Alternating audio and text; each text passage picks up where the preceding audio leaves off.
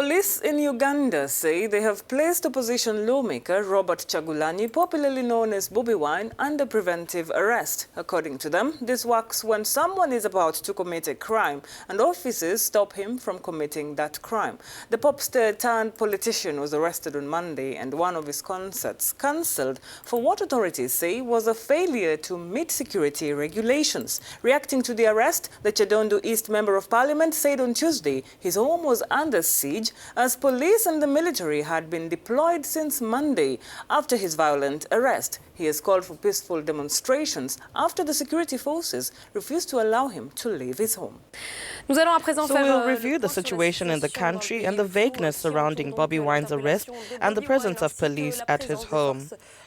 With us on the line to talk about it, we're joined by Charles Mwanguya, political analyst based in Kampala. Good morning, Charles. So the first question has to do with bypassing the legal system. It's being used to block opponents from their activities. How can they bypass this judicial system? It's a difficult one for the opposition politicians to navigate. Since 2009, when the Public Order Management Act was passed into law, and before that there was statutory instrument number 53, which the Minister of Internal Affairs issued, prohibiting, actually that was the graduation to leading up to the Public Order Management Act, after the court had struck out a section of the police act that allowed police to block these opposition rallies. Now, what you see happening presently is that the opposition has been trying to navigate around it by, for example, Bobi Wine trying to hide his messages through his music and entertainment. Dr. Kizza Besigye over the last 2 weeks has been pulled out of radio stations and blocked from, and the radio stations harassed because whenever they have tried to do public rallies, the public rallies get frustrated. Only when there is election, for example, have they been able to hold successful public rallies. But even that has come at a very high price sometimes.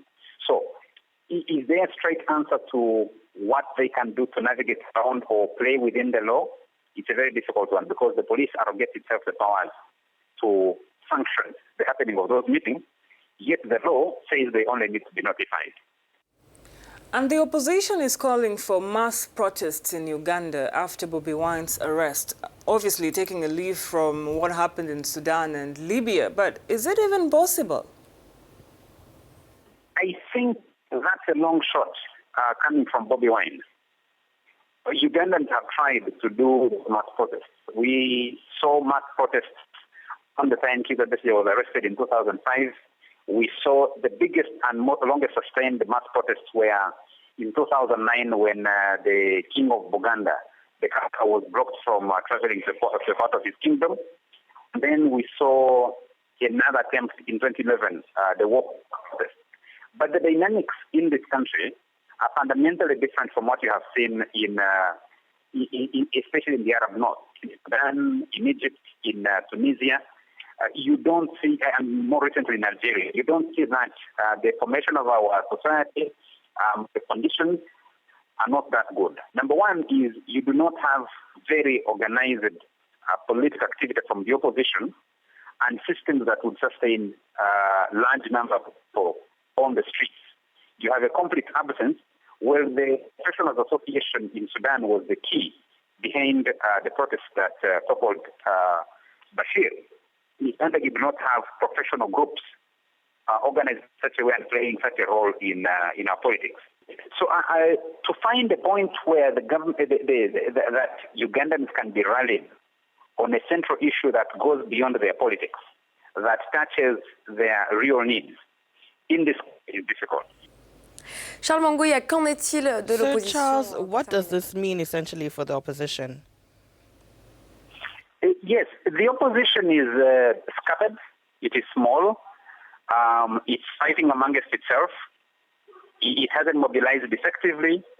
So even when people are talking about the opposition, the question would be what opposition? What numbers are they able to put out there? Yes, it's important for them to rally a sentiment where Ugandans might feel, a large section of Ugandans might feel frustrated with the government of President Yoweri Museveni, but to translate that into potent political force that can sustain a push through mass protests, for example, becomes extremely difficult. So even for people power and Bobi Wine, they still need to test whether that support is actual political support or it's entertainment support. For Kyadondo, he's had his run since 2001 when he first contested. Up to this day, he still has support, and that support is scattered across the country. But to rally that into, to be able to harness that and deliver and use that to deliver either an electoral victory or a popular protest victory is still out there. The verdict is still out there. When you talk about the other opposition, they're really, really small and almost non-existent on the ground.